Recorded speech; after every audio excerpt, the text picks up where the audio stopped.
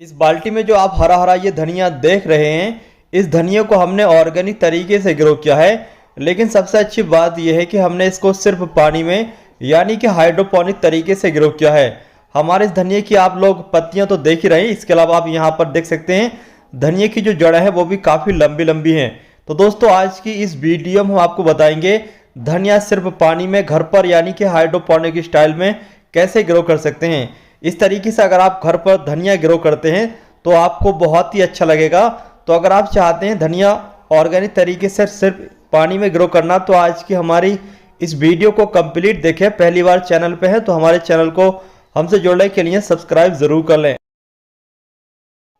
घर पर ऑर्गेनिक धनिया सिर्फ पानी में यानी कि हाइड्रोपोनिक स्टाइल में ग्रो करने के लिए आपको दो चीज़ें चाहिए होंगी। यहाँ पर सबसे पहले आपको चाहिए इस तरीके की जाली वाली टोकरी, जिसके बॉटम साइड में खास तौर से ज़्यादा हॉल होना चाहिए, जिससे कि इन हॉल के जरिए जड़ें पानी में पहुँच सकें। इसके अलावा दूसरे नंबर पर आपको चाहिए इस तरीके की बाल्टी। बाल्टी की जगह कोई भी आप गमले का भी इस्तेमाल कर सकते हैं जिसके बॉटम में हॉल नहीं हो। इसके अलावा चलिए अब हम इसको कैसे ग्रो करते हैं इसके बारे में बात करते हैं।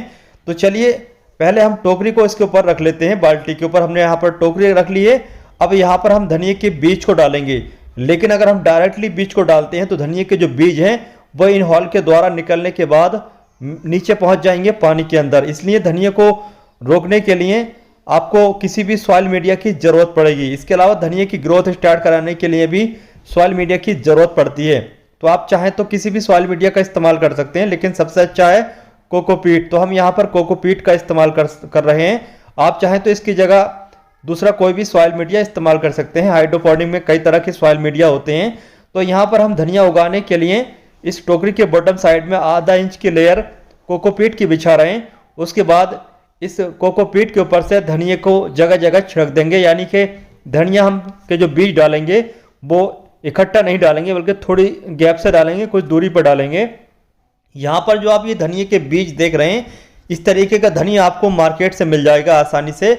मार्केट वाला धनिया जो खरीदेंगे उसको ही आप हाइड्रोपोनिक में ग्रो कर सकते हैं, लेकिन जो हमारे घर पर किचन में धनिया होता है उसको हाइड्रोपोनिक में यानी कि पानी में ग्रो करने की कोशिश न करें, क्योंकि किचन वाला जो धनिया होता है वो अच्छे तरीके से ग्रोथ नहीं कर पाता है।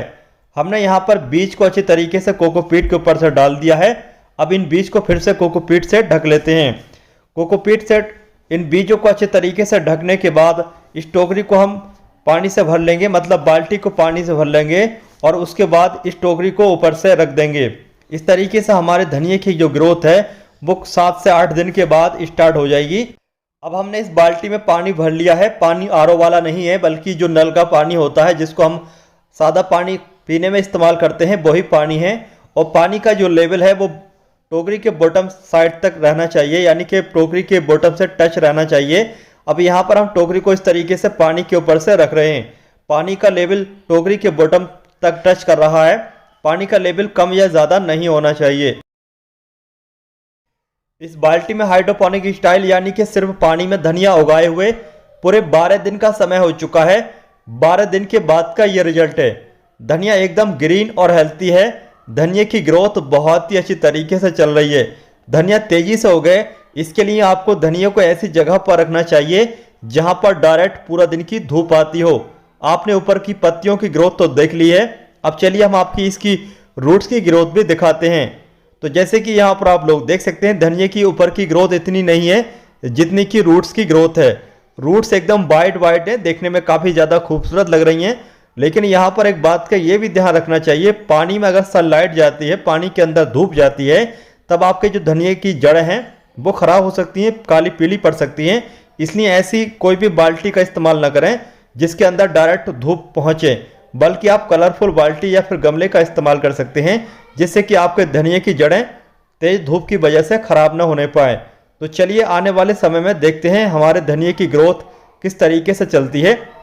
लेकिन धनिया तेज़ी से हो गए, इसके लिए आपको अब एक फर्टिलाइज़र भी इस्तेमाल करना होगा। ख़ासतौर से आपको ऐसा फर्टिलाइज़र इस्तेमाल करना है जो ऑर्गेनिक हो। तो ऑर्गेनिक में आप जाइम फर्टिलाइज़र, जिसको सीवीड फर्टिलाइज़र भी बोलते हैं, उसका भी इस्तेमाल कर सकते हैं। इसके अलावा और भी बहुत सारे जाइम फर्टिलाइज़र के अलावा और भी बहुत सारे फर्टिलाइज़र आते हैं जिनको आप ऑर्गेनिक में इस्तेमाल कर सकते हैं। धनिया तेज़ी से हो गए, इसके लिए चलिए अब हम जाइम फर्टिलाइज़र ऐड कर लेते हैं। तो यहाँ पर आप जो ये फर्टिलाइज़र देख रहे हैं ये इफ़को कंपनी का है और सागरिका नाम का फर्टिलाइज़र है। ये आपको हर जगह आसानी से मिल जाएगा। ये मशहूर फर्टिलाइज़र है। आप 10 लीटर पानी में 10 ml जाइम फर्टिलाइज़र यानी कि सागरिका फर्टिलाइज़र को पानी में ऐड कर दीजिए। उसके बाद आपके पौधे को खाना मिलने लगेगा। इसके सारे ज़रूरी पोषक तत्व आपको जाइम फर्टिलाइज़र में से मिल जाएंगे। तो इस तरीके से हम यहाँ पर लगभग 10 ml के करीब इस पानी में ये फर्टिलाइज़र ऐड कर चुके हैं। कुछ ही दिनों के बाद हमारा ये धनिया बहुत ही तेज़ी से ग्रोथ करने लगेगा। फर्टिलाइज़र ऐड करने के बाद थोड़ा हिला दें जिससे कि फर्टिलाइज़र अच्छे तरीके से पानी में मिक्स हो जाए। कोरिएंडर यानी कि धनिया पानी में उगाए हुए पूरे 20 दिन का समय हो चुका है। 20 दिन के बाद का ये रिजल्ट है। तो जैसे कि यहाँ पर आप लोग देख सकते हैं हमारे धनिया की ग्रोथ बहुत ही अच्छे तरीके से चल रही है। धनिया हमारा एकदम ग्रीन और हेल्थी है, लेकिन एक दो पत्तियाँ थोड़ी पीली पड़ रही हैं। पीली पड़ने की वजह यह है कि हमने समय से पानी चेंज नहीं किया है। तो आपको धनिया को अगर पानी में ग्रो करना है तो आपको टाइम टू टाइम इसका पानी जरूर चेंज करना होगा, नहीं तो आपका धनिया पीला पड़ सकता है। हमने यहाँ पर जैसे कि आप लोग देख सकते हैं हमारे धनिया की जो रूट्स की ग्रोथ है वो भी काफ़ी ज़्यादा हो चुकी है। पहले से काफ़ी बड़ी बड़ी हमारे इस धनिया की जड़ें हो चुकी हैं। धनिया की ग्रोथ ठीक ठाक चल रही है। देखते हैं आने वाले समय में हम इस धनिया को कब तक हार्वेस्ट करते हैं, कब तक ये धनिया हमारा हार्वेस्टिंग के लिए तैयार होता है। घर पर ही हाइड्रोपोनिक तरीके से धनिया पानी में ग्रो किए हुए पूरे 1 महीना 10 दिन का समय हो चुका है, यानी कि 40 दिन के बाद का ये रिजल्ट है। तो जैसे कि आप लोग देख सकते हैं हमारे धनिया की जो ग्रोथ है वो बहुत ही अच्छी तरीके से चल रही है। धनिया पहले से काफ़ी बड़ा हो चुका है, बिल्कुल ग्रीन और हेल्थी है। धनिया देखने में काफ़ी ज़्यादा खूबसूरत लग रहा है। अब सही समय है धनिया हार्वेस्टिंग का, लेकिन इससे पहले हम आपको दिखा दें जड़ें। तो धनिया की यहाँ पर जो आप जड़ें देख रहे हैं जो कि पानी में ग्रो कर रही हैं, एकदम वाइट कलर की हैं, बिल्कुल ग्रीन और हेल्थी है। धनिया बहुत ही अच्छी तरीके से बहुत ही आसानी से ग्रो किया है। और इसके अलावा जैसे कि हम लोग मिट्टी में धनिया ग्रो करते हैं या फिर किसी दूसरे सॉइल मीडिया में धनिया ग्रो करते हैं तो इतना अच्छा नहीं लगता है जितना कि अच्छा हमें पानी में ग्रो करने में लगता है।